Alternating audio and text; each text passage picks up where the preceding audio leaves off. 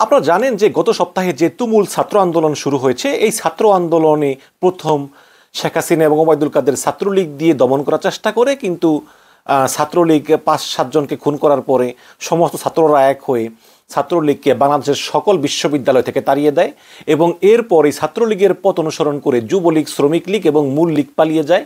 এবং এই আওয়ামী লীগের যে সাংগঠনিক ভিত্তি কতটা দুর্বল তা প্রমাণিত হয়। সমস্ত ঢাকা শহরে একজন আওয়ামী লীগের লোক খুঁজে পাওয়া যায়নি, কিন্তু আমরা অতীতে অনেক বড় বড় কথা শুনেছি অনেকের কাছ থেকে, কিন্তু বিপদের সময় কাউকে খুঁজে পাওয়া যায়নি। তখন শেখ হাসিনা বাধ্য হয়ে পুলিশ নামায়।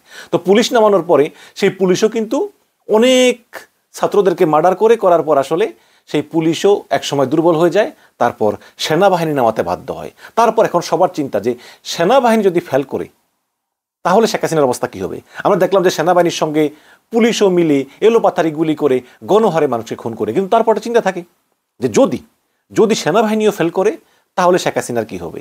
অনেকে মনে করেন যে তাহলে হয়তো ভারত থেকে ভারতীয় সেনাবাহিনী এসে শেখ হাসিনাকে বাঁচাবে, আন্দোলনকারীদের দমন করবে।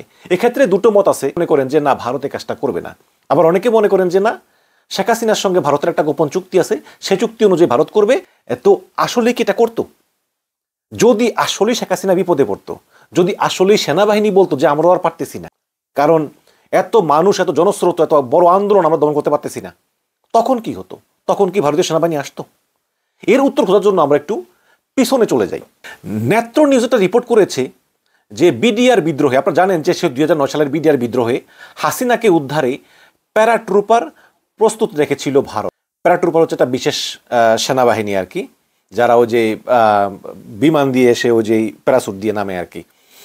তো বাংলাদেশ বিডিআর বিদ্রোহ চলাকালে শেখ হাসিনাকে রক্ষায় বাংলাদেশের সামরিক অভিযান পরিচালনার দ্বার প্রান্তে ছিল ভারত।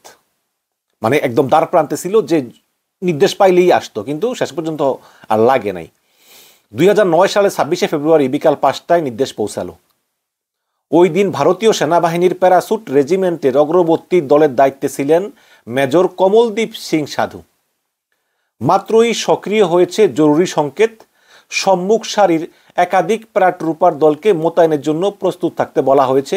24 ঘন্টাই জরুরি মোতায়েনের জন্য পুরা 1 ব্যাটালিয়ন সৈন্যধারী একটি স্ট্রাইক ফোর্সও প্রস্তুত রাখে ভারত।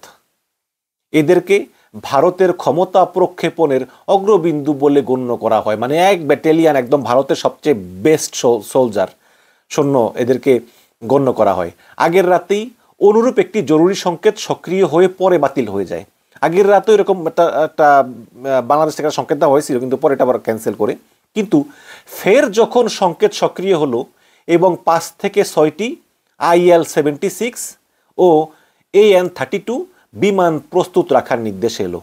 মানে ভারত কিন্তু যুদ্ধ বিমানও রেডি করেছিল যে আক্রমণ চালাবে। যে মেজর কমলদীপ সিং সাধু, তিনি বুঝতে পারলেন যে বড় কিছু একটা বাংলাদেশে ঘটতে চলেছে, এবং তার ঠিক 2.5 ঘন্টা পর 1000-এরও বেশি ভারতীয় প্যারাট্রুপার পশ্চিমবঙ্গের কলাইকুণ্ডা বিমান ঘাঁটিতে অবস্থান নেয়।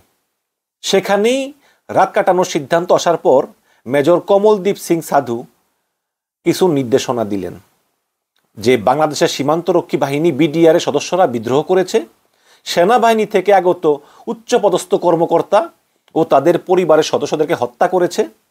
সদ্য নির্বাচিত প্রধানমন্ত্রী শেখ হাসিনা, এই তো ভোট কিছুদিন আগে হয়ে গেছে, সদ্য নির্বাচিত প্রধানমন্ত্রী শেখ হাসিনা, যিনি তখন প্রতিরক্ষা মন্ত্রণালয়ের দায়িত্বে ছিলেন, তিনিও হুমকির মুখে পড়েছেন। এই কারণে শেখ হাসিনা এখন আর সেনাবাহিনীর সমর্থনের উপর নির্ভর করতে পারতেছেন না, কারণ সেনাবাহিনীর প্রধান ছিল তখন মইনু আহমেদ তো 111-এর হোতা। তো শেখ হাসিনা কিন্তু মইনু আহমেদকে পুরোপুরি বিশ্বাস করতেন না।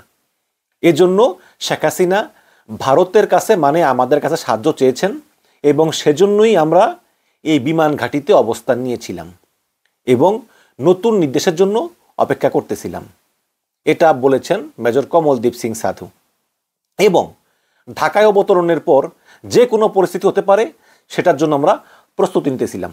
ভারতেরও কিন্তু ঢাকায় যে ভারতীয় কূটনীতিকরা আছে, হাইকমিশনার সহ, এদেরকে নিয়ে একটু উদ্বিগ্ন ছিল যে যদি সহিংসতা বৃদ্ধি পায় তাহলে কিন্তু এই ভারতীয় কূটনীতিকরাও হামলার মুখে পড়তে পারেন। ঠিক একই মুহূর্তে সেনা কর্মকর্তাদের উপর বাংলাদেশের ইতিহাসের সবচেয়ে নৃশংস হত্যাযজ্ঞটি চলতেছিল, এবং হত্যাকাণ্ড শুরু হওয়ার পরপরই শেখ হাসিনা তার নিকটতম মিত্র ভারতের শীর্ষ কংগ্রেস নেতা, তখন কিন্তু কংগ্রেস ক্ষমতায়, মোদী কিন্তু তখনও আসে নাই, খেয়াল রাখতে হবে। তো ভারতের শীর্ষ কংগ্রেস নেতা এবং সদ্য নিযুক্ত অর্থমন্ত্রী প্রণব মুখার্জিকে ফোন করেন। প্রণব মুখার্জিকে কিন্তু শেখ হাসিনা কাকাবাবু বলে ডাকতেন। ঘটনা শোনার পর প্রণব মুখার্জি সাড়া দেওয়ার প্রতিশ্রুতি দেন। ঢাকা থেকে সাহায্যের অনুরোধের প্রেক্ষিতে প্যারাট্রুপার মোতায়েনের ইন্তজাম করা হলো। পাশাপাশি ভারতের তৎকালীন পররাষ্ট্র সচিব শিবশঙ্কর মেনন হাসিনার পক্ষে সমর্থন নিশ্চিত করার জন্য আমেরিকা, ব্রিটেন, জাপান এবং চীনা দূতাবাসের সঙ্গে জরুরি ভিত্তিতে যোগাযোগ শুরু করলেন। কলাইকুণ্ডার পাশাপাশি জরহাট ও আগরতলাতেও প্যারাট্রুপার প্রস্তুত রাখা হলো। মানে কলকাতার এই পাশে ওই আবার ওই সাইডে, ওই যে উত্তর পূর্বাঞ্চলের সাইডে, সেখানেও কিন্তু প্যারাট্রুপার মোতায়েন রাখা হলো, যাতে নির্দেশ এলেই ভারতীয় সেনারা একদম তিন দিক থেকে শেখ হাসিনাকে রক্ষার জন্য আক্রমণ শুরু করে দিতে পারেন। উদ্দেশ্য ছিল ভারতের যে জিয়া আন্তর্জাতিক বিমানবন্দর, বর্তমানে যেটা হযরত শাহজালাল আন্তর্জাতিক বিমানবন্দর, এবং তেজগাঁও বিমানবন্দর দখলে নেওয়া। প্রথম টার্গেট যে প্রধান যে বিমানবন্দর হযরত শাহজালাল আন্তর্জাতিক বিমানবন্দর, ওটা এবং তেজগাঁও সামরিক বিমানবন্দর দখলে নেওয়া। পরবর্তীতে শেখ হাসিনার বাসভবন, গণভবনের নিয়ন্ত্রণ নিয়ে শেখ হাসিনাকে নিরাপদ স্থানে সরিয়ে নেওয়া। যুদ্ধের যে দায়িত্বপ্রাপ্ত ব্রিগেড কমান্ডার ভারতের, তিনি অলরেডি গোলা বারুদ সব বিতরণ করা শুরু করে দিয়েছিলেন। এবং এর থেকেই কিন্তু আঁচ করা যায় যে কত ভয়ঙ্কর একটা ব্যাপার ছিল তখন। অভিযান শুরু করার আগে গোলা বারুদ সব ডিস্ট্রিবিউট করে দিছে। তো বাংলাদেশ সেনাবাহিনী কি প্রতিক্রিয়া দেখাবে, এটা নিয়েও কিন্তু একটা চিন্তা ভারতের মনে ছিল। যদি বাংলাদেশ সেনাবাহিনী শেখ হাসিনার বিরুদ্ধে যায়, তাহলে নির্ঘাত বাংলাদেশ সেনাবাহিনীর সঙ্গে ভারতীয় সেনাবাহিনীর একটা যুদ্ধ হবে। আর যুদ্ধ হলে ভারতীয় সেনাবাহিনী প্রতিরোধ করবে। তো মেজর কমলদীপ সিং সাধু জানান যে যদি তেমনটা হতো, তাহলে পূর্ব ভারতে ভারতীয় সেনাবাহিনীর পুরো একটা কর্পস রয়েছে, সেখান থেকে সৈন্য পাঠানো হতো। যে প্ল্যান ছিল যে যদি হাসিনাকে উদ্ধার করতে গেলে বাংলাদেশ সেনাবাহিনী তাদের পুরো লোকবল নিয়ে আক্রমণ করে, তাহলে ভারতও তাদের বিশাল সেনাবাহিনী নিয়ে এই বাংলাদেশ সেনাবাহিনীকে প্রতিরোধ করত, শুধুমাত্র হাসিনাকে উদ্ধারের জন্য। এবার দেখেন হাসিনা কি মূল্যবান তাদের কাছে। ভারতীয় সেনাবাহিনী 27শে ফেব্রুয়ারি বাংলাদেশে সামরিক হস্তক্ষেপ করার দ্বার প্রান্তে ছিল, কিন্তু চূড়ান্ত আদেশটি শেষ পর্যন্ত আসেনি। তখন ঢাকায় ভারতের হাইকমিশনার ছিলেন বর্তমানে হাসিনার একনিষ্ঠ দালাল চামচা পিনাক রঞ্জন চক্রবর্তী। বাংলাদেশে এই পিনাক রঞ্জন চক্রবর্তীর আদিপুরুষ ছিল আর কি। তো হাসিনাকে এই পিনাক রঞ্জন চক্রবর্তী সম্মান করে আপা বলে ডাকতেন। তিনি বলেন যে আমরা কিছু বাহিনীকে সতর্ক অবস্থায় রেখেছিলাম বটে, এবং হাসিনাকে জানিয়েছিলাম যে আমরা তার নিরাপত্তা নিয়ে উদ্বিগ্ন। কিন্তু কেন? কারণ ভারত জানতো না যে পরিস্থিতি কতটুকু গড়াতে পারে। এজন্য ভারত আগেভাগেই প্রস্তুতি নিয়ে রেখেছিল, যাতে যে কোনো পরিস্থিতি থেকেই হাসিনাকে উদ্ধার করা যায়। ওদিকে ঢাকায় বিডিআর বিদ্রোহীরা তাদের মহাপরিচালক ও তার স্ত্রীকে পিলখানা সদর দপ্তরে হত্যা করে। এভাবে বাংলাদেশ জুড়ে বিভিন্ন স্থানে সামরিক বাহিনীর কর্মকর্তাদের বিরুদ্ধে একই রকম হামলার সূত্রপাত হয়। তখন সেনাপ্রধান জেনারেল মইনু আহমেদের উপর বিদ্রোহীদের বিরুদ্ধে পদক্ষেপ নেওয়ার জন্য প্রচণ্ড চাপ আসতে থাকে। কিন্তু মইনু আহমেদ যদি এমন পদক্ষেপ নিতেন, তবে তা থেকে রক্তক্ষয়ী পরিস্থিতি সৃষ্টি হতো এবং অস্থিতিশীলতা আরও বেড়ে যেত। একই সঙ্গে তা হাসিনার রাজনৈতিক এবং ব্যক্তিগত জীবনকে ঝুঁকির মুখে ফেলত। বিদ্রোহীদের অথবা বিক্ষুব্ধ সেনা কর্মকর্তাদের হাতে হাসিনা নিহত হতে পারতেন, কিংবা একটি সামরিক অভ্যুত্থান হতে পারত। এই কারণেই তৎকালীন সেনাপ্রধান জেনারেল মইনু আহমেদ তিনি পিলখানার ভিতরে অভিযান চালাতে গিয়েও তিনি ভারতের নির্দেশে তিনি অভিযান চালাতে পারেননি। কারণ ভারত চিন্তা করেছিল যে এসব কিছু, কারণ ভারত জানতো না যে পিলখানার ভিতরে কি চলতেছে। ভারত চিন্তা করতেছে যে এই সব কিছু কি এই মইনু আহমেদের চক্রান্ত, যে তিনি ওই পিলখানাটা গন্ডগোল লাগিয়ে দিয়ে তিনি অভিযান চালিয়ে আসলে তিনি এই নবনির্বাচিত শেখ হাসিনা সরকারের বিরুদ্ধে ষড়যন্ত্র করতেছেন। এই কারণেই ভারত মইনু আহমেদকে বলল যে তুমি যদি অভিযান চালাও পিলখানায়, তাহলে কিন্তু আমরা বাংলাদেশে অভিযান চালাবো এবং অভিযান চালিয়ে তোমাকে ধরবো, তোমাকে মারবো, সুতরাং তুমি চিন্তা করে দেখো তুমি কি করবা। তো এই কারণে আসলে এই ভারতের থ্রেট পেয়ে মইনু আহমেদ আর পিলখানার ভিতরে অভিযান চালায় নাই। অ্যাজ এ রেজাল্ট প্রায় 57 জন সৈন্য মারা গেল, তাদের পরিবার সহ। এখন চিন্তা করছে যে শেখ হাসিনাকে যদি এই মইনু আহমেদ গ্রেপ্তার করে, এই কারণে মইনু আহমেদকে আগেভাগে হুমকি দিয়েছিল। কারণ অলরেডি কিন্তু শেখ হাসিনা 2007 সালে তিনি গ্রেপ্তার হয়েছিলেন। আবার যদি গ্রেপ্তার হন, ভারত সেই ঝুঁকি নিতে চায়নি। তাই ভারত যা প্রয়োজন মনে করেছে তাই করেছে। ভারত তখন সেনাপ্রধান মইনু আহমেদকে পিলখানায় অভিযান না চালানোর জন্য হুমকি দেয় এবং শেখ হাসিনার উপর বল প্রয়োগ না করার জন্য। এবং বাংলাদেশের সাবেক পররাষ্ট্র সচিব তৌহিদ হোসেন বলেন যে যারা ওই সময় ক্ষমতার কাছাকাছি ছিল তারা আমাকে বলেছিল যে জেনারেল মঈনকে বলা হয়েছিল যাতে পিলখানায় অভিযান না চালায়, অন্যথায় ভারতীয় প্যারাট্রুপাররা 1 ঘন্টার মধ্যে ঢাকায় নেমে পড়বে এবং নেমে পড়ে সব দমন করবে, এই বলে মঈন আমাকে হুমকি দেয়। তাহলে এই ভারতের একটা স্বাধীন দেশ ভারত, সেই আরেকটা স্বাধীন দেশ বাংলাদেশের সেনাবাহিনীকে হুমকি দেওয়া কতটুকু যুক্তিসঙ্গত এবং নিয়মের ভিতরে পড়ে সে প্রশ্ন আপনাদের কাছে রাখলাম। ভারতীয় এক শীর্ষ কর্মকর্তা যিনি পররাষ্ট্র এবং নিরাপত্তা সংক্রান্ত সিদ্ধান্ত গ্রহণ করে থাকেন, তিনি বলেছেন যে ভারতের হুমকি কিন্তু শুধু হুমকি ছিল না, এই ঘটনাগুলো কিন্তু আসলেই ঘটেছিল এবং ভারত হাসিনাকে উদ্ধার করার জন্য যে কোনো কিছু করার জন্য প্রস্তুত ছিল।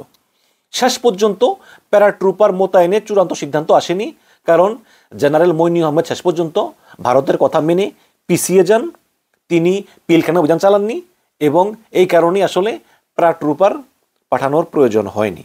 অ্যাজ এ রেজাল্ট পিলখানায় এই 57 জন সেনা অফিসার মারা গেল। তৎকালীন সামরিক গোয়েন্দা সংস্থার পরিচালক ব্রিগেডিয়ার জেনারেল মাহমুদ হোসেন ঘোষণা দিলেন যে প্রধানমন্ত্রী শেখ হাসিনার নির্দেশ রয়েছে যে উদ্ভূত সংকটটি রাজনৈতিকভাবেই সমাধান করা উচিত এবং সমস্যাটি সেভাবেই সমাধান করা হয়েছে। ওই সময় বান্দরবনে একটি সেনা ব্রিগেডের নেতৃত্বে ছিলেন লেফটেন্যান্ট জেনারেল মাহফুজুর রহমান।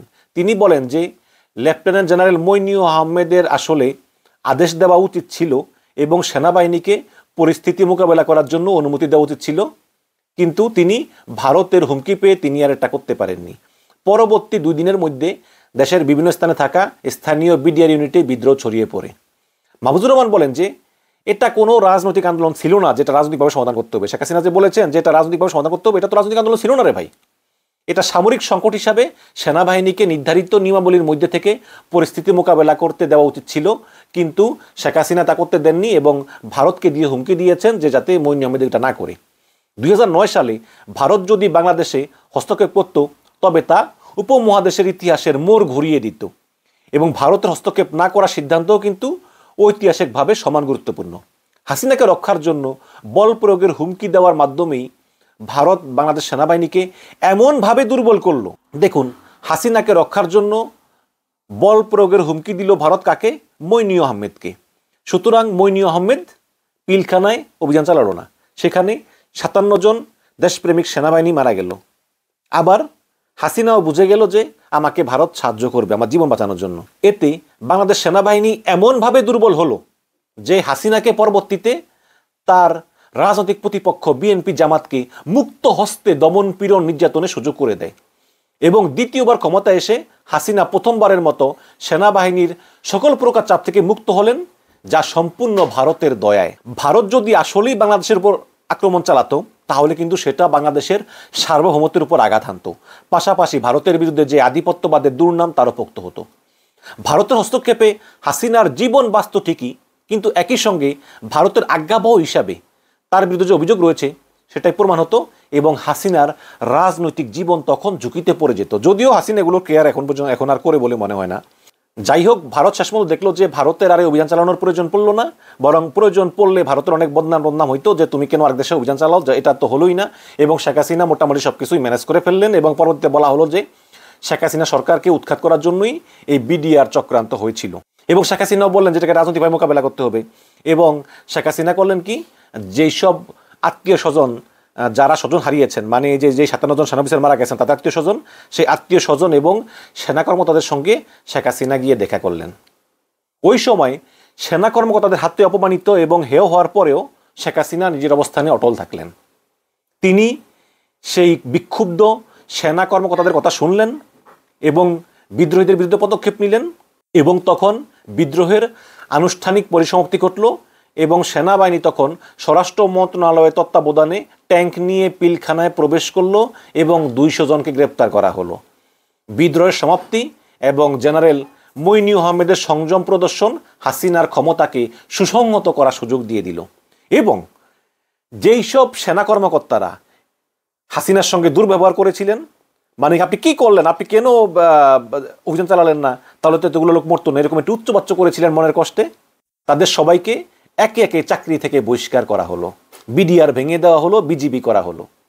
এবং শেখ হাসিনা মানে পিনাক রঞ্জন বলতেছেন যে আমার আপা শেখ হাসিনা লৌহ মানবীর মতো সবকিছু মোকাবেলা করলো। এবং ভারত আরও চিন্তা করেছিল যে বিএনপি জামাতের আমলে প্রচুর জামাত ইসলামের শিবির কর্মীকে এই বিডিআরে নাকি নিয়োগ দেওয়া হয়েছে, এই সেনাবাহিনীতে নিয়োগ দেওয়া হয়েছে। সুতরাং তারা যদি একবার বিদ্রোহ করে হাসিনাকে সরিয়ে দেয়, এই কারণে ভারত যে কোনো কিছু করতে প্রস্তুত ছিল। কারণ ভারত মনে করেছিল যে যদি হাসিনা ক্ষমতা থেকে চলে যায় তাহলে তাদের অনেক সমস্যা হবে, তাদের উত্তর পূর্বাঞ্চলে রাজ্যগুলোতে একটা নিরাপত্তা সংকট বাড়বে। এই কারণে ভারত চায়নি শেখ হাসিনার পতন হোক এবং বাংলাদেশে কোনো ভারত বিরোধী শক্তি বিএনপি জামাতের উত্থান ঘটুক। তো এই নিবন্ধটা নেত্র নিউজ প্রকাশ করেছে অবিনাশ পালিওয়ালের একটা বইয়ের থেকে। এই অবিনাশ পালিওয়াল যুক্তরাজ্যের ইউনিভার্সিটি অফ লন্ডনের school of oriental and African স্টাডিজের আন্তর্জাতিক সম্পর্ক বিষয়ক রিডার। তার বই India's near east a new history থেকে নিবন্ধটি বিশেষ ব্যবস্থায় প্রকাশ করেছে নেত্র নিউজ। এটা অবিনাশ পালিওয়াল তারা এটা বইতে এটা পুরোপুরি লিখেছেন যে আসলে সেই দিন কি ঘটেছিল। তো তাহলে আমি সেই আগের প্রশ্নে ফিরে যাই যে যদি আসলেই এই যে এই কোটা আন্দোলন, এই কোটা আন্দোলনে যেভাবে ছাত্রলীগ, যুবলীগ, আওয়ামী লীগ ফেল করলো, পুলিশ ফেল করলো, পরে সেনাবাহিনী নামালো, এই সেনাবাহিনীও কি যদি ফেল করতো তাহলে কি ভারত শেখ হাসিনাকে উদ্ধার করতে এগিয়ে আসতো? দর্শক, আমার মনে হয় আসতো। কেন আমি এটা বলি আমি একটু বুঝিয়ে বলি।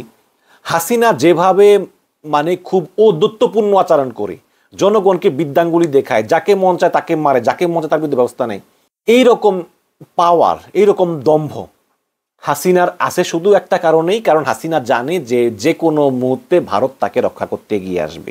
এবং আমি এও বিশ্বাস করি যে সামরিক বাহিনী যখন রাস্তায় ছিল তখন কিন্তু ভারতের সেই প্যারাট্রুপার কমান্ডোরা তারা কিন্তু ওই সীমান্তের কাছে ছিল। তবে আমি মনে করি যে ভারতের সঙ্গে চুক্তি হয়েছে যে ভারত শুধু শেখ হাসিনাকেই নিরাপদে সরিয়ে নেবে, কিন্তু বাংলাদেশের সার্বভৌমত্বে তারা আঘাত করবে না বা তারা কোনো যুদ্ধ করবে না। তো যখন শেখ হাসিনাকে রক্ষা করতে ভারতীয় এই প্যারাট্রুপ কমান্ডোরা এগিয়ে আসবে, তখন যদি কেউ বাধা দেয় তাহলেই এই ভারতীয় প্যারাট্রুপাররা তাদের বিরুদ্ধে যুদ্ধ করবে। কিন্তু যদি সেনাবাহিনী বা জনগণ বলে ঠিক আছে শেখ হাসিনাকে নিরাপদে নিয়ে যাও, কোনো সমস্যা নেই, তাহলে আমি মনে করি যে ভারত শেখ হাসিনাকে নিরাপদে সরিয়ে নিয়ে যাবে। ভারতের এর বাইরে কোনো ইন্টারেস্ট থাকবে না, এটা আমার অনুমান। বাট এটার অন্যথাও হতে পারে, কারণ শেখ হাসিনার সঙ্গে ভারতের একটা চুক্তি আছে। এই কারণে শেখ হাসিনা কিন্তু ওই তার মেয়েকে দিল্লি সরিয়ে রেখেছে, ছেলেকে আমেরিকা রেখেছে। এত ঝামেলা টামেলা ছেলে কিন্তু আসে না, ছেলে ওখান থেকে ওই ফেসবুকে স্ট্যাটাস দেয় অথবা ছেলের ফেসবুকের একটা অ্যাডমিন আছে ওই যে জুনায়েদ আহমেদ পলক ফেসবুক বন্ধ করে দিছে, কিন্তু ও জুনায়েদ আহমেদ পলক নিজেও ভিপিএন দিয়ে ফেসবুক ইউজ করে, যেভাবে পোস্ট দেয়। এই কারণে বলতেছি, আজকে তো আবার ওই শেখ হাসিনার ছেলের জন্মদিন। তো মোদ্দা কথা হচ্ছে আমি মনে করি যে যদি শেখ হাসিনা বিপদে পড়তো তাহলে ভারত থেকে একটা প্যারাট্রুপার কমান্ডো এসে শেখ হাসিনাকে নিরাপদে সরিয়ে নিয়ে যেত বলেই আমি মনে করি। এতে ভালোই হতো। আমার কথা হচ্ছে ঠিক আছে তোমাদের শেখ হাসিনাকে তোমরা নিয়ে যাও, তবুও এই বাংলাদেশটাকে, বাংলাদেশের জনগণকে, এই বাংলাদেশের এই 17 কোটি জনগণকে মুক্ত করে দিয়ে যাও, তাও তো হতো, তাই না? এই হচ্ছে কি ঘটনা আর কি। যাই হোক, এখন শেখ হাসিনা ঠিকঠাক মতো দমন করতে পেরেছে। ভবিষ্যতে কয়দিন দমন করতে পারে জানি না, এবং যখন দমন করতে না পারে তখন আসলে ভারত কি ভূমিকা নেয় তখন দেখা যাবে।